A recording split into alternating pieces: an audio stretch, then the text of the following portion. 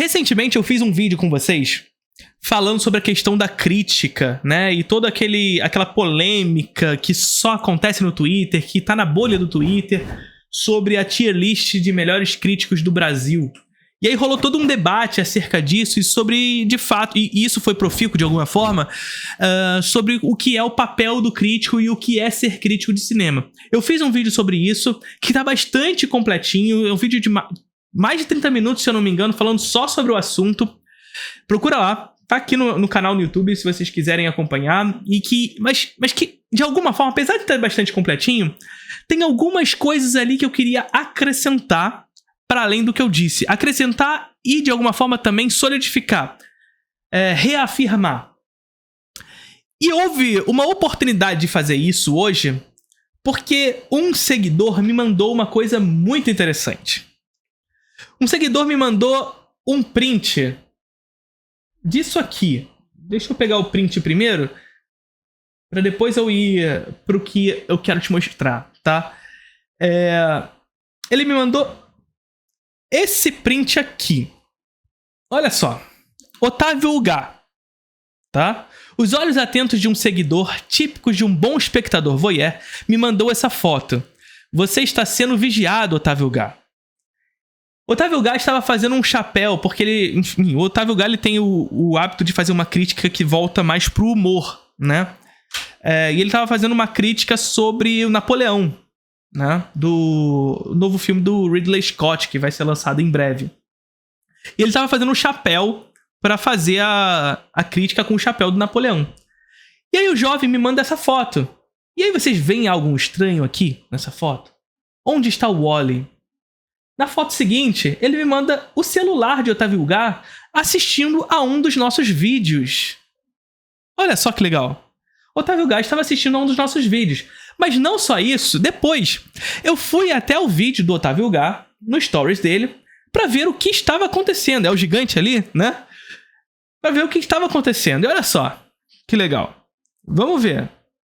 Tamo lá. Aqui, tamo lá, né? O vídeo acabou. Já terminou de me ver. Era um vídeo do Gaveta, então assim... Ok, olha eu de novo. Outro vídeo meu. Outro. O Otávio Ugá tá me maratonando, gente. Ele não viu um vídeo, não. São dois. São dois vídeos.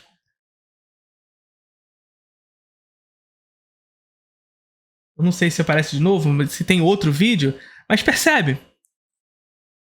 Otávio Ugá estava nos vendo. E por que eu digo isso? Por que eu achei interessante trazer isso pra cá? Porque aquele vídeo, eu não sei se o Otávio Ugá viu especificamente esse vídeo. O vídeo da crítica que surgiu a partir das tier lists que eu falei no início do nosso encontro.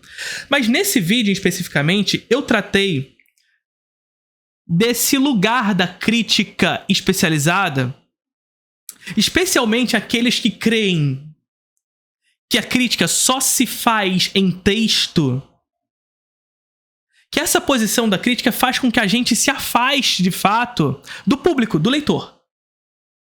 Inclusive, fazendo com que nós não nos posicionemos frente às novas tecnologias sobre o que é o papel da crítica.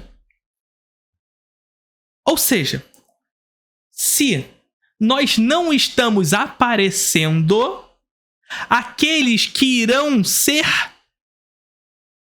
considerados e classificados, portanto, como críticos de cinema, serão aqueles pelos quais a crítica em texto tanto critica. O que eu tô falando aqui não é que essa galera não é crítica, não. Alguns deles são. Isso aqui não é uma análise específica ao Otávio Ugá, não, também. Até porque eu acho um crítico de cinema. Ele usa de uma abordagem de comédia e tudo mais, e ele é um crítico de cinema. Ponto. Acontece que, enquanto nós nos afastarmos das novas tecnologias, nós não teremos contato, inclusive, para nos aproximar do público e que esse público consiga definir o que é crítica e o que é comunicador de cinema. Sacou? O que a gente não pode fazer é difamar a existência do comunicador para afirmar a nossa existência. O que nós podemos e devemos fazer é nos aproximar do comunicador. E por mais que eu ache, sim, o Otávio Gá um crítico de cinema, e eu não sei se ele assistiu ao vídeo, mas talvez tenha assistido, uma vez que ele já assistiu 2 dos vídeos ali, que a gente viu agora. O que isso me deixa contente é que a gente tá conseguindo. É que eu, não só através das palavras, mas através do nosso trabalho coletivo, aqui juntos, nas nossas lives, nos nossos cortes que saem no YouTube e tudo mais, estamos chegando nesses comunicadores enquanto críticos de cinema que sou e somos juntos trabalhando fazendo esse trabalho acontecer, chegando nesses comunicadores e fazendo com que aquilo que eu falo chegue até eles. E veja só o que é legal nisso tudo. A gente adora falar por aí, e mais uma vez, isso não é sobre o Otávio Gá, tá? Mais uma vez, para que a gente não individualize um problema num cara que eu já falei aqui inúmeras vezes que é um crítico de cinema. A gente adora falar por aí, sobretudo essa galera que é conservadora sobre os meios pelos quais o cinema deve se comunicar. Para isso, de maneira mais aprofundada, vê o outro vídeo, tá? Porque eu não vou falar de maneira aprofundada sobre isso aqui. A gente tanto fala de maneira conservadora sobre essa perspectiva que a gente afasta esse comunicador da gente e, portanto, do nosso discurso. Daquilo que a gente pode oferecer enquanto linguagem, teoria, história, crítica de cinema. Esses caras, enquanto nós nos mantemos sob uma postura tal como nós nos mantínhamos, ou pelo qual eu tento não me manter mais porque eu já fui assim, eles passam a nos ver como uma barreira, como um muro. Porra, esses caras são chatos pra caralho. Só fala mal o tempo inteiro. E não é como se eu não criticasse, porque vocês já me viram falando abertamente, né, nos reacts e tudo mais, críticas pontuais a determinadas falas. A gente já falou sobre o Gaveta, a gente já falou sobre a Carol Moreira, que não são críticos de cinema especificamente, mas são comunicadores. Nós já falamos aqui sobre a Aline Diniz. E eu faço sempre questão de dizer comunicadores excepcionais. Comunicadores excepcionais. Que aqui e ali, claro, tudo bem, vão ter questões que devem ser criticadas sobre crítica, linguagem, história, teoria, e tá tudo bem. Eu tô aqui, inclusive, pra me aproximar dessa galera, não pra ficar longe dela. E aí, quando eu vejo o Otávio Gá assistindo ao meu vídeo, o que imediatamente eu penso e me alegra nesse sentido, o que me deixa contente nesse sentido, é isso. Eu tô conseguindo.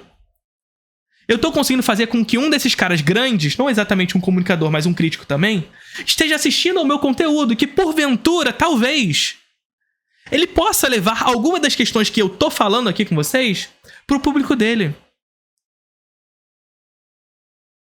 E o que eu mais gosto, gente, o que eu mais gosto, isso sem preciosismo nenhum, porque o conhecimento, ele só se transforma em conhecimento quando ele é passado. Aquele que lê e que não fala pra ninguém, que é como muito a crítica vinha se posicionando, não produz conhecimento. Ele pode ter conhecimento adquirido nos livros ou da forma como ele adquiriu, seja lá do que for. Mas a partir do momento que esse conhecimento não é passado pra frente, isso predispõe a ideia de que esse conhecimento não foi produzido, transformado. E a construção do conhecimento pressupõe a ideia da sua socialização. Pressupõe a ideia da sua socialização. É claro que aí vocês vão falar, ó, Felipe, você tá aí, mas você tem uma introdução ao cinema, tá vendo? E aí você tá falando de socializar o conhecimento. Claro, gente, eu sou trabalhador também, eu preciso pagar as contas de casa. Eu faço aqui live quase todo dia com vocês, falando de maneira aprofundada sobre os temas, corte todo dia no Instagram, corte todo dia no YouTube, trazendo assuntos de maneira bastante aprofundada. Gratuita. Mas é claro, eu preciso ganhar minha grana também, eu preciso pagar as contas. Então eu tenho uma introdução ao cinema, sim. Aliás, o Nildo Plu tá falando aqui, ele assina a Introdução ao Cinema. Aí, Otávio Gá, tá assistindo esse vídeo? Quero você na Introdução ao Cinema. Link na descrição do vídeo. Tá bom? Link na descrição do vídeo. Linguagem, teoria, história, crítica de cinema, tudo isso tá lá. Tá lá. Faz parte, faça parte, Otávio. Você faz a parte, eu tenho certeza que você vai curtir. Mas veja, quando eu vejo o Otávio Gá assistindo meus vídeos, o que vem na minha cabeça, e que eu fico muito contente com isso, é que de fato meu trabalho está sendo profícuo nesse sentido. Que não só as minhas ideias estão só nas ideias, mas está indo para a prática. O trabalho está sendo passado para frente de alguma forma. Pode ser que o Otávio nem use as coisas que eu falei. Mas a predisposição, portanto, a ideia de que ao assistir ele pode, porventura, assimilar o que ele viu do meu vídeo com as coisas que ele já tem de conhecimento, que eu sei que ele tem, cara, isso já é enriquecedor demais pra mim, enquanto profissional e enquanto uma pessoa que deseja que um conhecimento sobre esse assunto seja socializado. Quanto crítico que deseja que o conhecimento seja socializado. E eu não digo nem só sobre o Otávio, não. Eu não digo nem só sobre o Otávio. Vocês acham que eu não faço? Eu faço na encolha. Mas eu leio e assisto muita coisa de seguidores. Muita coisa. Muita coisa. E eu vejo... E eu não tô falando que fazem plágio, não, tá, gente? Não é plágio. Não é plágio. Eu vejo muita gente usando as coisas que eu falo constantemente nas lives. Dá pra ver que as pessoas estão fazendo. Isso me deixa extremamente feliz. Zero ego.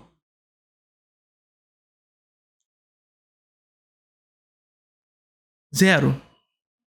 Eu fico arrepiado, fico emocionado, os olhos começam a marejar com isso. Porque mostra que o trabalho tá sendo passado pra frente. Que as pessoas estão assimilando. Que as pessoas não só estão assimilando, como estão gostando de assimilar o que tá sendo passado.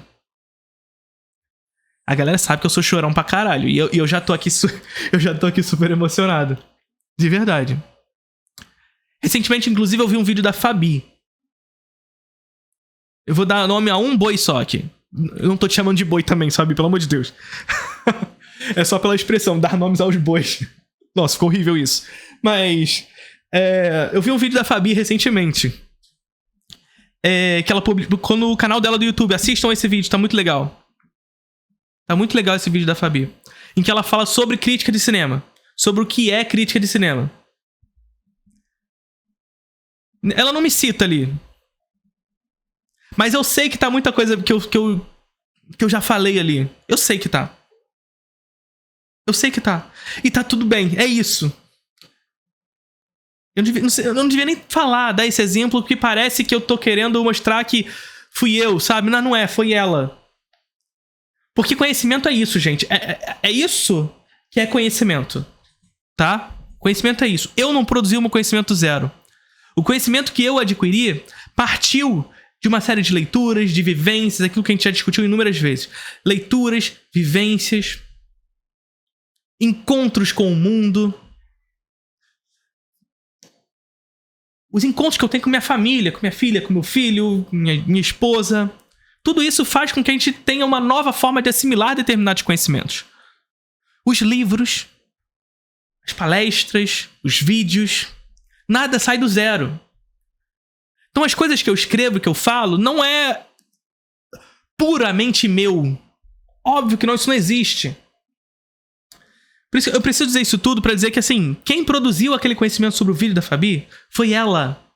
Por mais que existam influências, que pra mim houve essa influência, porque algumas das coisas que estão ali, eu acredito que ela tenha lido de alguma coisa que eu tenha feito, ou alguma coisa desse tipo. Mas foi ela que assimilou e transmitiu da maneira dela. Que, portanto, a partir desse momento, a partir de um processo de conhecimento reflexivo, é o que eu sempre digo, Processo de conhecimento reflexivo é um processo dialético de conhecimento. É partir da tese, construir uma antítese, produzir uma tese. E ela fez isso para produzir o vídeo que é dela. Mas eu vejo que há ali as coisas pelas quais ela se influencia. E eu fico extremamente feliz. Ela não me citou no vídeo. E não precisa. Mas eu sei, assim, dá pra ver. Eu fico muito feliz.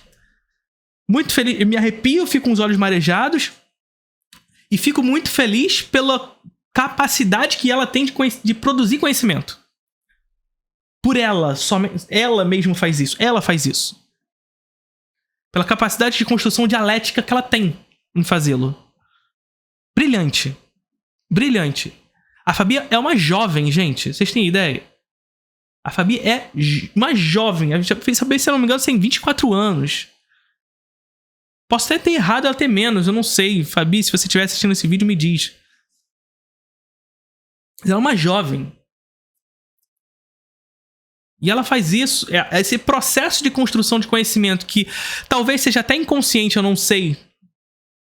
Se ela já teve leituras sobre construção de conhecimento, produção de pensamento e tudo mais. Educação... são processos pedagógicos de educação reflexiva. Não sei se ela já teve leitura sobre isso. Mas não precisa ter a leitura para produzir esse conhecimento necessariamente. E o conhecimento reflexivo que ela produz é lindo nesse sentido. O que eu quero dizer com isso tudo é que aquele vídeo que eu fiz, que eu demonstrei para vocês, ou tentei dar o meu espetáculo sobre como a crítica deve se portar frente às novas tecnologias, ao menos no meu trabalho eu sinto que tem dado resultados coletivos. E eu fico... E aqui o ego tá um pouco nisso, tá? Particularmente feliz demais com isso. Por ver o Otávio vendo meu vídeo, que porventura ele possa usar. Por ver o vídeo da Fabi, que não é sobre mim, mas que eu vejo que ela tem uma produção de conhecimento brilhante acerca disso tudo. E ver outros muitos que passaram pelos meus cursos. Que tem... Que assim, certeza, se não já o fizeram, vão me superar. Cito mais explicitamente, por exemplo, a Raíssa Ferreira e o Vitor Russo. Tá? Casal Cinefilia.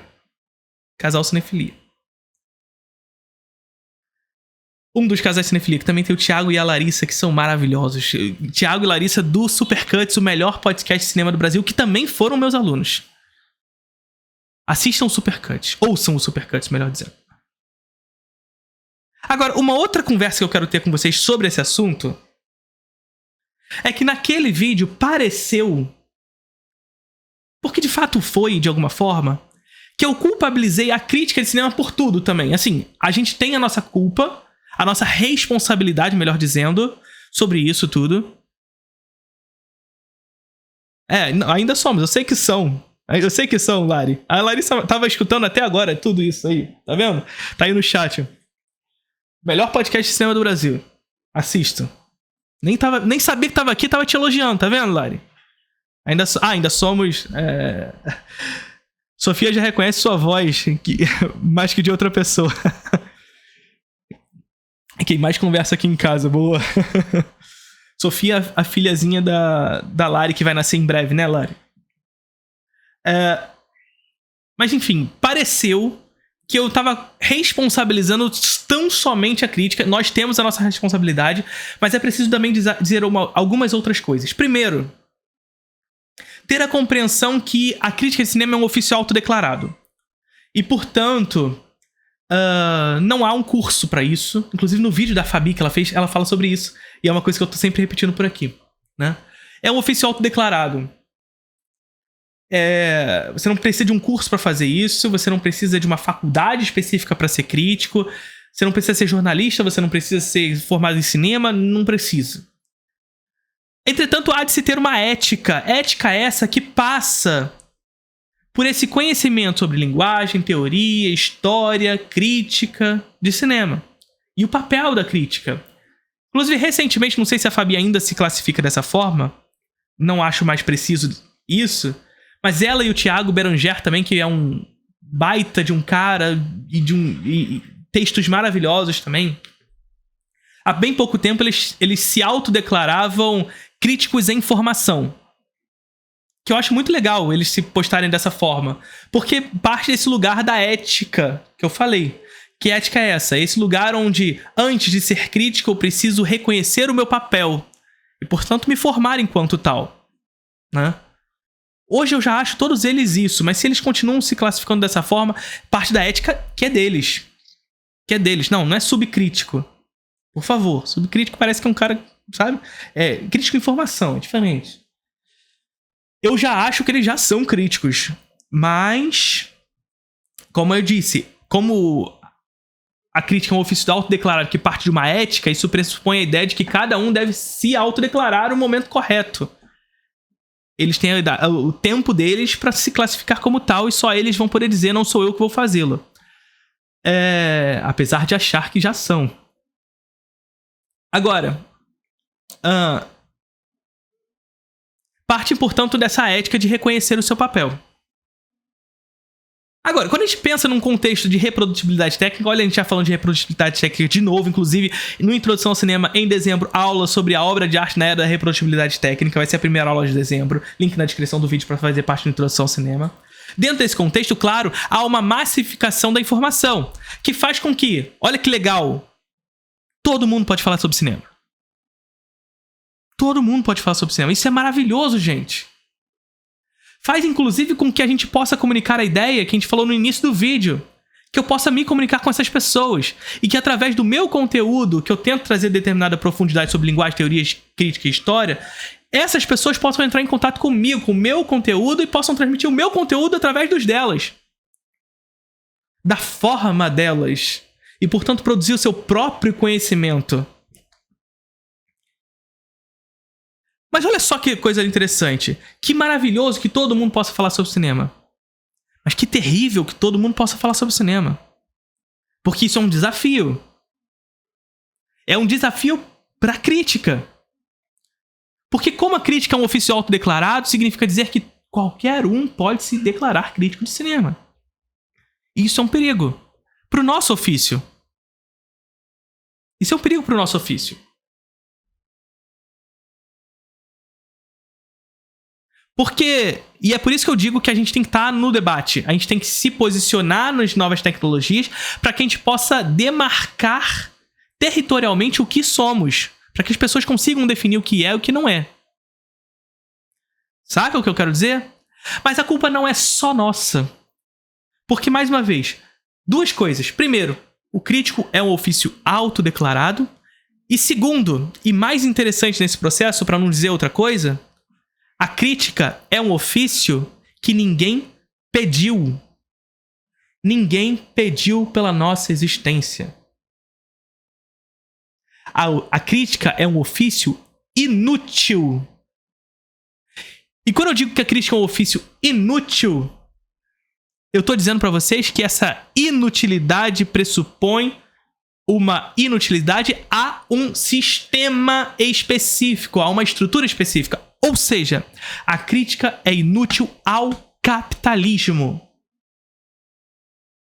Não significa dizer, portanto, que a crítica é inútil para o desenvolvimento da linguagem cinematográfica. Nós somos o processo da antítese nesse desenvolvimento.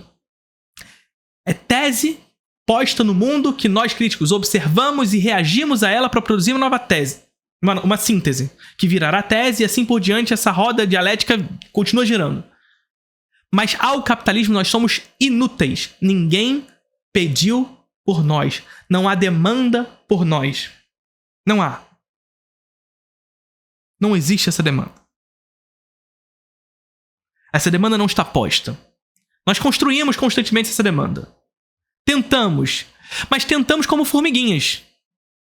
Porque tentamos a despeito dos interesses do mercado.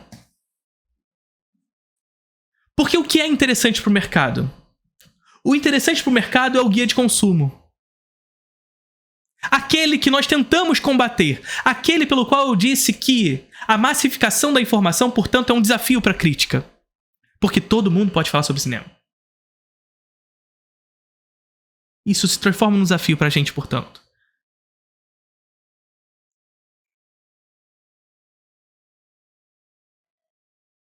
Ao capitalismo é interessante o guia de consumo. Ao capitalismo é interessante a redução do pensamento crítico a uma nota, a uma média. Retirar a pessoalidade e, portanto, a ideia do crítico e transformá-la em uma porcentagem de tomate.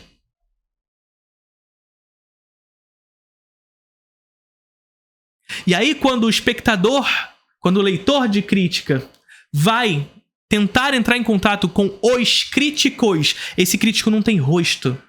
Esse crítico é um número. E qual é a ideia daquilo? Aí ele pega um Rotten Tomatoes da vida, afinal é o tomate que eu tava falando, né? E ele vai lá e vai ver um filme como Garota Exemplar. Garota Exemplar não, melhor dizendo, Garota Infernal, né? Que é aquele filme que eu sempre tô falando aqui com vocês. E ele vê no Garota Infernal, sei lá, 50% de tomate. Me digam aí, procuram aí no Rotten Tomatoes pra mim e joga no chat quantos por cento tem Garota Infernal. Pros críticos, tá? Pros críticos. Tô falando do público não, pros críticos. Não sei se vai ter essa nota na verdade, né? Mas se tiver, manda pra mim aí no chat. E eles veem aquela nota. Ele vê aquela nota de Garota Infernal. Mas ele não vê a ideia. Ele não vê o rosto. Ele não vê o que... O 46% é a nota do crítico para Garota Infernal. 46%. O cidadão olha essa nota, 46% no Rotten Tomatoes, e o que ele faz? Ele não assiste. Ou se assiste, assiste condicionado a uma nota de 46%.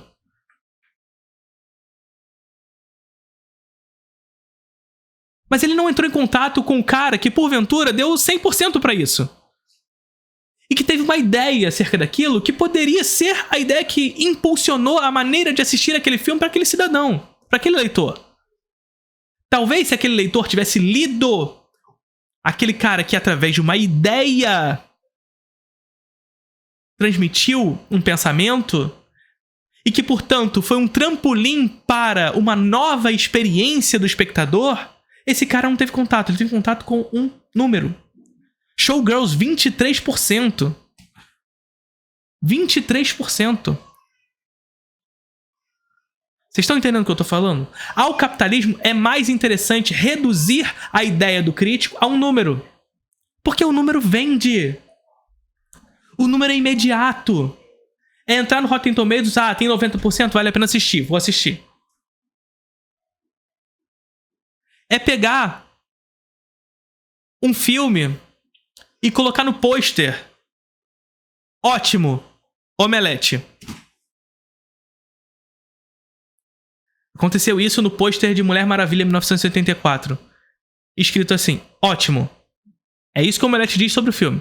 O Omelete, provavelmente alguém escreveu um texto lá no Omelete inteiro. E aí vem o pôster de Mulher Maravilha e seleciona uma parte. Ótimo. Embaixo, Omelete. Instinto Selvagem, 56%.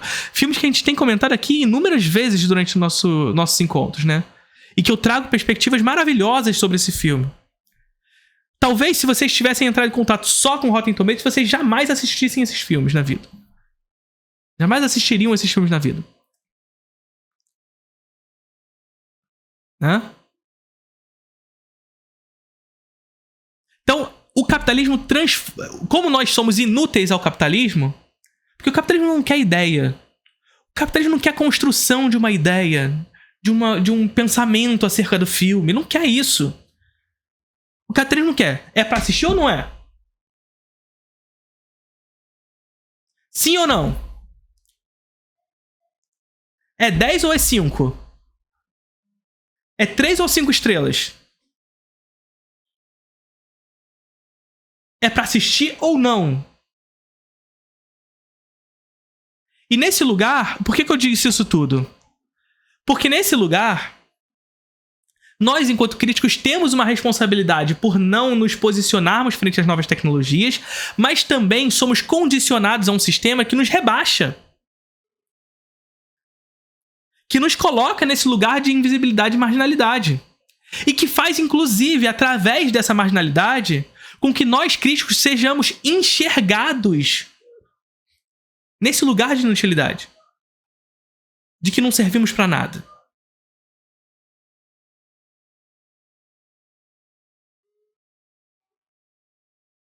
Sacou? Então é isso. É isso que eu queria conversar com vocês pra aprofundar o debate sobre o assunto. Curtiram o vídeo?